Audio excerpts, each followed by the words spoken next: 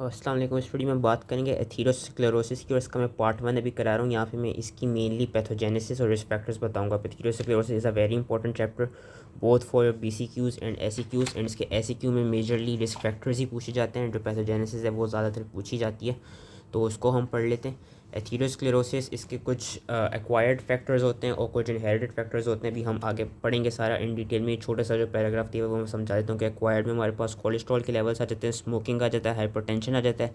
Inherited में हमारे पास LDL की रिसेप्टर जीन्स म्यूटेशन आ जाती हैं, या वो इंडिविजुअल्स जिनमें फेमिलियल हाइपरकोलेस्ट्रोलीमिया हो उन इंडिविजुअल्स में देखा जाता है कि they are more predispose on acquiring atherosclerosis.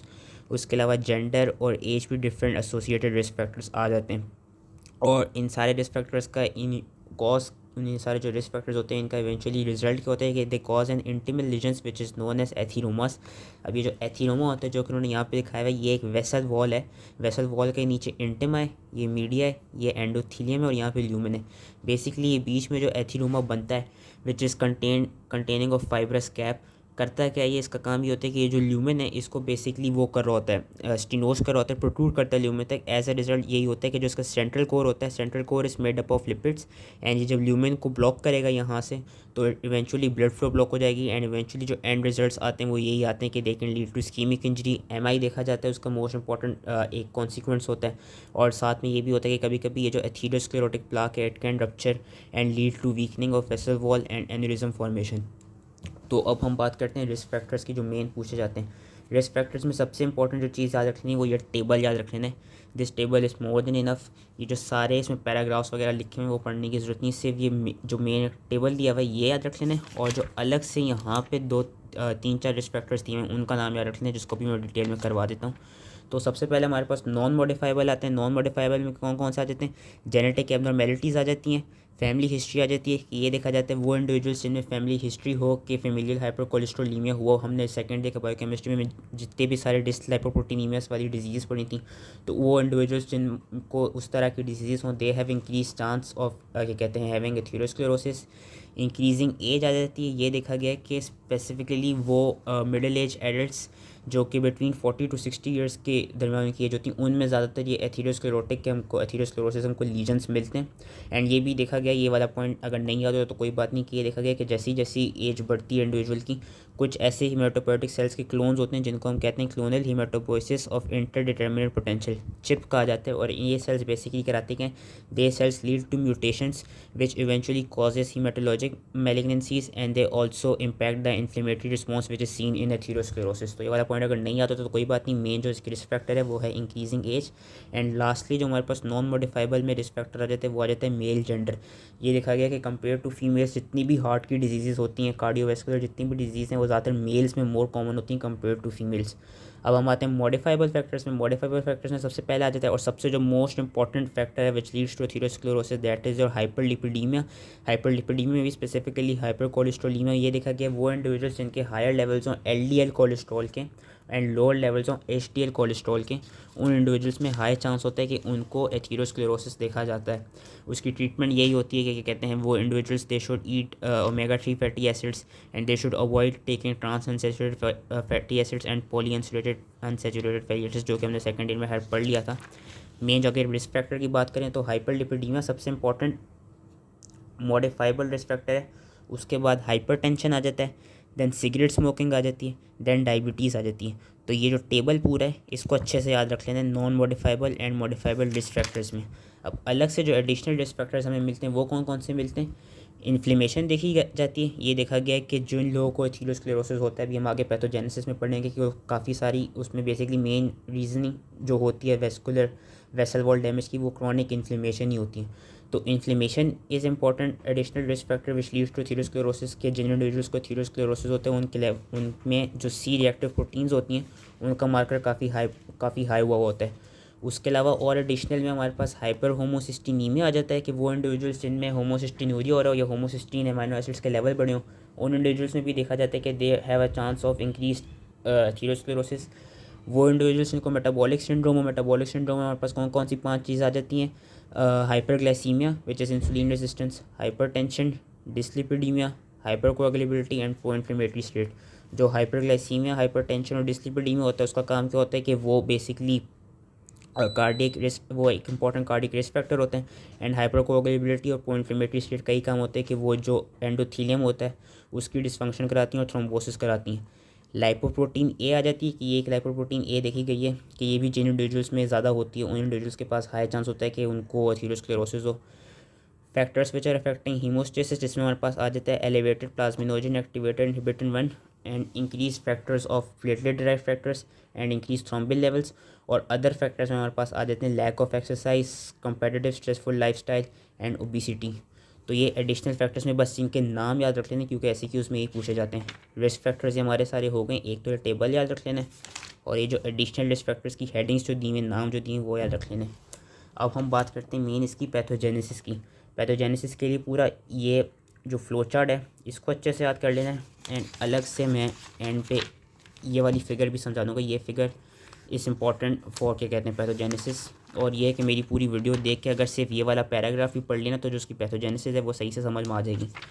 Pathogenesis की बेसिकली क्या होती है, अभी हमने सारे रिस्क फैक्टर्स देखे कि स्मोकिंग, हाइपरटेंशन, हाइपरलिपिडीमिया, होमोसिस्टीनीमिया, टॉक्सिन्स वगैरह, जितने भी अभी हमने रिस्क फैक्टर्स देखे जो नॉन मॉडिफाइबल थे, वो सारे कॉज क्या कराते हैं, दे ऑल लीड टू क्या कहते हैं inflammation, they all lead to endothelial injury and endothelial dysfunction. अब मैं इन्फ्लेमेशन के टॉपिक पे ज़्यादा डिटेल में नहीं जाऊँगा, लेकिन हमें पता है कि जब भी एंडोथीलियल वॉल की डिस्फंक्शन होता है it leads to increase vascular permeability, increase leukocyte adhesion and increase thrombosis. कि ये एंडोथीलियल सेल का डिस्फंक्शन हो गया। अब हमने सबसे इंपॉर्टेंट जो एक रिस्क फैक्टर पढ़ा था वो हमने ये पढ़ा था कि हाइपरलिपिडीमिया जो होता है वो कॉज कराता है एथीरोस्क्लेरोसिस। तो हाइपरलिपिडीमिया के लिए क्या होनी चाहिए, इंक्रीज लेवल्स ऑफ लाइपोप्रोटीन्स। अब ये लाइपोप्रोटीन्स क्या करेंगी, क्योंकि इनका लेवल बड़ा होगा, ये अकोमुलेट करने लग जाएंगी with in the vessel wall. Endothelium यहाँ पर डिस्टर्ब हो चुका है, मुझे नहीं पता सही से कैमरा में नज़र नहीं आ रही, लेकिन ये जो छोटे छोटे येलो येलो दिखाए हुए इन्होंने ये दिखाया हुआ है कि इंटिमा के लेवल पे जाके अब जो लाइपोप्रोटीन्स हो रही हैं वो अकोमुलेट कर रही हैं। अब होगा क्या, यहाँ पे मोनोसाइट्स आएंगे जो कि उन्होंने यहाँ पे दिखाए हुए हैं एंड यहाँ पे प्लेटलेट्स आएंगे।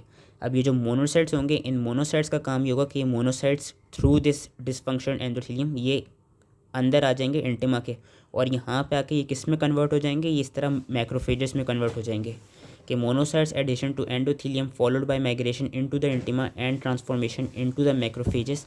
एंड एज अ रिजल्ट क्या होगा कि जब ये मैक्रोफेजेस इनसाइड आ जाएंगे तो ये क्या कराएंगे, ये जो हमारे पास लाइपोप्रोटीन्स नज़र आ रही हैं इनको इनगल्फ करने लगेंगे। एंड जब ये इन लाइपोप्रोटीन्स को इनगल्फ करेंगे तो इनिशियली उसको हम कहते हैं फैटी स्ट्रीक्स। एंड फिर विथ क्रोनिसिटी वो जो सेल्स बन रहे होते हैं कि जो हमको मैक्रोफेजेस नज़र आ रहे होते हैं which have engulf the lipoproteins and engulf the free fatty acids, those macrophages are known as foam cells. कि इवेंचुअली फोम सेल्स की फिर फॉर्मेशन होने लग जाएगी। प्लेटलेट एडिशन होगी जो कि उन्होंने अगेन यहाँ पे दिखाई है कि प्लेटलेट्स पे आके एडहेयर कर रहे हैं। अब ये जो प्लेटलेट्स होंगे और ये जो हमारे पास एक्टिवेटेड मैक्रोफेजेस होंगे ये कुछ फैक्टर्स को रिलीज़ कराएंगे। एंड इन फैक्टर्स की वजह से क्या होगा, ये जो भी ग्रोथ फैक्टर्स और साइटोकाइंस और कीमोकाइंस रिलीज़ कराएंगे they all will induce the smooth muscle cell recruitment either from the media और फ्रॉम सर्कुलेटिंग प्रिकर्सर्स, जो कि उन्होंने यहाँ पे दिखाया है कि जैसे ये मैक्रोफेजेस आए अंदर इंटिमा के, इन्होंने लाइपोप्रोटीन्स को इनगल्फ किया, प्लेटलेट्स भी आए, कुछ फैक्टर्स रिलीज़ हुए, उससे क्या हुआ ये हम देख सकते हैं जो ट्यूनिंग का मीडिया है। अब इस मीडिया से ये जो स्मूथ मसल सेल्स हैं ये रिक्रूट होकर आ रहे हैं किधर को, इंटिमा की तरफ में आ रहे हैं। एंड ये स्मूथ मसल सेल्स भी क्या करेंगे कि ये जो स्मूथ मसल सेल्स भी जो होंगे ये भी उन लाइपोप्रोटीन्स को इनगल्फ करेंगे एंड ये भी बेसिकली फोम सेल्स में कन्वर्ट कर रहे होंगे। कि इवेंचुअली क्या होगा, there would be smooth muscle cell proliferations, extracellular matrix production. And अब क्रॉनिक हो चुकी इंजरी तो there would be recruitment of T lymphocytes. ये इन्होंने यहाँ पे दिखा दिया कि टी लिम्फोसाइट्स आ जाएगा। इवेंचुअली लिपिड एक्यूमुलेट करेंगे both extracellularly and intracellularly within the cells within macrophages and smooth muscle cells which would be known as foam cells. And there would be calcification of ECM and necrotic debris. ये उन्होंने इस तरह दिखाया हुआ है कि ये intima के अंदर ये सेंट्रल कोर ऑफ लिपिड्स है, टी लिम्फोसाइट्स भी नज़र आ रहे हैं हमको, फोम सेल्स नज़र आ रहे हैं, स्मूथ मसल सेल्स ने इस तरह ये एक फाइब्रस सा कैप बना दिया, और ये जो आर्टरी का ल्यूमन है ये इसको पूरा नैरो कर रहा है और ऑब्स्ट्रक्ट करा रहा है ब्लड फ्लो को, जिसकी उन्होंने फिगर यहाँ पे इस सेक्शन में करके दिखाई हुई थी। ये वाली फिगर उन्होंने अब यहाँ पे दिखाई हुई है। तो that's was all the pathogenesis की। अब हम और डिटेल में थोड़ी और चले जाते हैं कि जो एंडोथीलियल इंजरी होती है, एंडोथीलियल इंजरी के, एंडोथीलियल डिस्फंक्शन के हमने कुछ कॉजेस पढ़ लिए थे कि cigarettes, toxins from cigarette smoking, increased homocysteine level या local production of inflammatory cytokines, these all will lead to endothelial cell dysfunction, जो कि मेन पहली चीज़ होनी है इसकी पैथोजेनेसिस में। लेकिन 3 इंपॉर्टेंट फैक्टर्स क्या आ जाते हैं, 3 इंपॉर्टेंट कॉजेस आ जाती हैं, haemodynamic disturbances, hyper cholesterolemia and inflammation. अगर हम हीमोडायनामिक डिस्टर्बेंसेस की बात करें तो ये चीज़ याद रखनी होगी कि जो एथेरोस्क्लेरोटिक प्लाक बनता है मेनली इन 3 जगहों पे बनता है। The branch points of the vessel, at the posterior abdominal wall and the openings of the exiting vessels. Ostia basically opening को कहते हैं, opening of the exiting vessels. इन 3 जगहों पे हमारे पास एथेरोमेटस प्लाक बनता है। और वो एथेरोमेटस प्लाक इन 3 जगहों पे इसलिए बनता है क्योंकि इन 3 जगहों पे जो ब्लड फ्लो होती है वो याद रखनी है वो टर्बुलेंट होगी और नॉन लेमिनर होगी। टर्बुलेंट और नॉन लेमिनर फ्लो होगी इधर, इसीलिए यहाँ पे एथेरोस्क्लेरोटिक प्लाक बनते हैं। नॉर्मली क्या होता है कि जिन जगहों पे ब्लड फ्लो लेमिनार और नॉन टर्बुलेंट होती है वहाँ पे एक ट्रांसक्रिप्शन फैक्टर होता है which is known as Kruppel like factor 2, उसकी इंक्रीज प्रोडक्शन हो रही होती है। And as a result KLF2 का काम ये होता है कि वो एथीरोप्रोटेक्टिव जीन्स, यानी वो जीन्स जो कि एथीरोमा की फॉर्मेशन को प्रिवेंट करेंगी, उनको ये टर्न ऑन कर देता है। वेयर एज इन्फ्लेमेटरी जीन्स जो होती हैं उनकी ट्रांसक्रिप्शन को ये टर्न ऑफ कर देता है। ये हमारा नॉर्मल उसमें वो होता है, नॉर्मल ब्लड वेसल में ये इसका फंक्शन होता है। अब जो ये 3 जगहें हमारी के osteo of exiting vessels, branch points and posterior abdominal aorta, यहाँ पे बेसिकली क्या होता है, यहाँ पे ये वाला फैक्टर नहीं होता। एंड एज अ रिजल्ट यहाँ पे फिर क्या होती है कि एथीरोमा की प्रोडक्शन होने लग जाती है और वही इवेंचुअली एथेरोस्क्लेरोसिस हो जाता है। फिर उन्होंने हाइपरकोलेस्ट्रोलेमिया बताया हुआ है जिसकी मैं ज़्यादा डिटेल में नहीं जाऊँगा क्योंकि अभी हमने पीछे देख लिया कि जो इंक्रीज LDL के लेवल्स हैं, डिक्रीज टेस्टिल लेवल्स हैं, इंक्रीज लेवल्स ऑफ लाइपोप्रोटीन ए हैं। इवेंचुअली ये सारे क्या कराते हैं, ये सारे बेसिकली ये 2 कॉजेज़ कराते हैं कि they impair the endothelial cell function and modified LDL, they basically increase the inflammation. वो किस तरह करते हैं कि ये जो एंडोथेलियल सेल्स थे ये डिसफंक्शन हो गया, अब लाइपोप्रोटीन्स आके कोमुलेट करने लगी। वो जो लाइपोप्रोटीन्स होंगी वो क्या करेंगी, वो वहाँ पे आके कुछ रिएक्टिव ऑक्सीजन स्पीशीज़ प्रोड्यूस कराएंगी। एंड एज ए रिजल्ट इन रिएक्टिव ऑक्सीजन स्पीशीज़ का काम क्या होगा कि वो मेम्ब्रेन का डैमेज कराएंगे, माइटोकॉन्ड्रियल डैमेज कराएंगे, they would accelerate nitro oxide का डिके। एज रिजल्ट वहाँ पे वेजोडाइलेटर एक्टिविटी कम हो जाएगी और वेजो कंस्ट्रक्शन वहाँ पे ज़्यादा होने लग जाएगी। एंड मॉडिफाइड LDL वाले पॉइंट पे उन्होंने ये दिखाया है कि ये जो बेसिकली हमारी लाइपोप्रोटीन्स होती हैं जो वहाँ पे आके एग्रीगेट कर रही होती हैं, उनका काम क्या होता है कि सिंस वहाँ पे डिफरेंट फैक्टर्स रिलीज़ हो रहे होते हैं मैक्रोफेजेस से और प्लेटलेट से, एज रिजल्ट वो ऑक्सीडाइज हो जाती हैं। And they are oxidised and they lead to the release of free radicals. And also ये जो मॉडिफाइड LDLs होते हैं ये मैक्रोफेजेस के अंदर किस तरह एक्यूमुलेट करते हैं, ये मैक्रोफेजेस के अंदर बेसिकली मैक्रोफेज के पास एक रिसेप्टर होते हैं which is known as scavenger receptor system. उस स्कैवेंजर रिसेप्टर के थ्रू ये जो मॉडिफाइड LDLs होती हैं या ये जो ऑक्सीडाइज्ड LDLs होती हैं ये बेसिकली मैक्रोफेज के अंदर इन रिसेप्टर्स के थ्रू आकर एक्यूमुलेट करती हैं। And as a result the chronic injections of these क्या कहते हैं, chronic injection of these LDL proteins leads to the formation of lipid filled macrophages which are known as foam cells। और smooth muscle sales का भी यही दिखाया हुआ है कि जब स्मूथ मसल सेल्स भी वहाँ पे जाके इनको अक्यूमुलेट करने लग जाएंगे तो ये जो लिपिड जो उनको जब इंजेस्ट करने लग जाएंगे तो वो भी किस में कन्वर्ट हो जाते हैं, वो भी एक लिपिड लेडन फोम सेल्स में कन्वर्ट हो जाते हैं। और मैंने पीछे एक चीज़ बताई थी कि जो अर्ली लीजन्स होंगे उनको हम कहेंगे fatty streaks, eventually with chronicity उन सेल्स को हम क्या कहेंगे, उन सेल्स को हम फोम सेल्स कहेंगे। और ये जो लाइपोप्रोटीन होती है इन सेल्स के अंदर that is toxic to endothelial cells, that is toxic to smooth vessel cells and that lipoprotein is also toxic to macrophage। क्योंकि बेसिकली हम यही देख रहे हैं ना, एक तरफ से जो लाइपोप्रोटीन है वो इन सेल्स के अंदर आ गई जो कि नॉर्मली नहीं होती। अब उसकी वजह से भी क्या होगा, उसकी वजह से वो जो मैक्रोफेजेस होंगे, वो जो प्लेटलेट्स होंगे, वो जो स्मूथ मसल सेल्स होंगे, वो different growth factor cytokines chemokines को रिलीज़ कराते होंगे जिससे ये क्रॉनिक विशस साइकिल चलती रहेगी क्रॉनिक इन्फ्लेमेशन की। एंड लास्ट पॉइंट जो उन्होंने दिखाया हुआ है वो यही बताया हुआ है इन्फ्लेमेशन के, क्रॉनिक इन्फ्लेमेशन की वजह से क्या होता है, chronic accumulation of cholesterol crystals free fatty acids की वजह से क्या होता है कि विद इन द मैक्रोफेजेस इन्फ्लेमोसोम की एक्टिवेशन हो जाती है। और इन्फ्लेमोसोम का काम भी यही है कि वो इंटरल्यूकिन 1 को सिक्रीट कराएगा।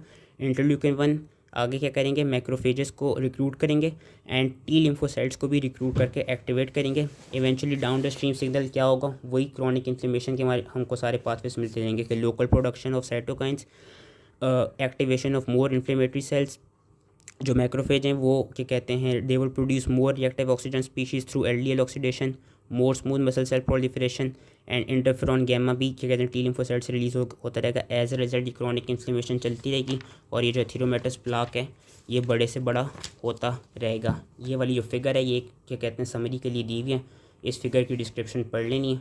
और यही बताया हुआ है कौन कौन से फैक्टर्स होते हैं जो कि which leads to increase smooth muscle cell proliferation and increase smooth muscle cell क्या कहते हैं transport from media to intima. Different factors आ जाते हैं, platelet derived growth factor, fibroblast like growth factor, transforming growth factor alpha, जिनका काम यही होता है कि they stimulate the smooth muscle cells to synthesise ECM and they stabilise the atherosclerotic plaque. तो ये इसकी पैथोजेनेसिस थी। आई होप ये ईज़िली समझ में आ गई हो। अगली वीडियो में मैं इसकी मॉर्फोलॉजी समझाऊंगा और कॉन्सिक्वेंसेस समझाऊंगा एथेरोस्क्लेरोसिस के। ये यही कि कहते हैं उन्होंने एक फिगर दी हुई है कि सारे कॉजेज़ हुए, एंडोथेलियल सेल की वो ही इंजरी हुई, एलडीएल जो था वो अंदर इंटिमा में एक्यूमुलेट करने लगा, फिर मोनोसाइट्स आए, वो मैक्रोफेज में कन्वर्ट हुए, डिफरेंट ग्रोथ फैक्टर्स रिलीज़ किए, उन्होंने इन एलडीएल्स को ऑक्सीडाइज कर दिया एंड इनको टेकअप कर दिया, जिससे वो फोम सेल्स बन गए। और जो डिफरेंट ग्रोथ फैक्टर्स रिलीज़ हुए like platelet derived growth factor, fibroblast growth factor, जो हमने सारे यहाँ पे नीचे पढ़े, इन ग्रोथ फैक्टर्स ने क्या कराया, स्मूथ मसल सेल्स को मीडिया से इंटिमा में ले आए। इंटिमा में आके उन्होंने क्या किया, लाइपोप्रोटीन्स को टेकअप किया और एक फाइबरस सा कैप बना दिया उन्होंने, जिसकी उन्होंने फिगर यहाँ पीछे दिखाई हुई थी, इधर दिखाई हुई थी, इधर के फाइबरस सा कैप बना दिया। और इन फैक्टर्स का यही काम है कि ये जो एथेरोस्क्लेरोटिक प्लाक होता है इसको बेसिकली स्टेबलाइज करके रखते हैं एंड इवेंचुअली जब क्रॉनिक इन्फ्लेमेशन होगी तो फिर टी सेल्स भी आ जाएंगे और टी सेल्स भी आकर डिफरेंट ग्रोथ फैक्टर्स रिलीज़ कराएंगे, जिससे यहाँ पे अब क्या होगा, यहाँ पे एक एथेरोमेटस प्लाक बन जाएगा विद क्या कहते हैं सेंट्रल कोर या with necrotic core of lipids, जिसमें हमारे पास कोलेस्ट्रॉल और एलडीएल वाले लिपिड्स आ जाते हैं। So that was all the pathogenesis of atherosclerosis and the risk factors of atherosclerosis. I hope ये समझ में आ गया। अब नेक्स्ट वीडियो में हम इसकी जो मॉर्फोलॉजी है और जो कॉन्सिक्वेंसेस होते हैं वो पढ़ेंगे।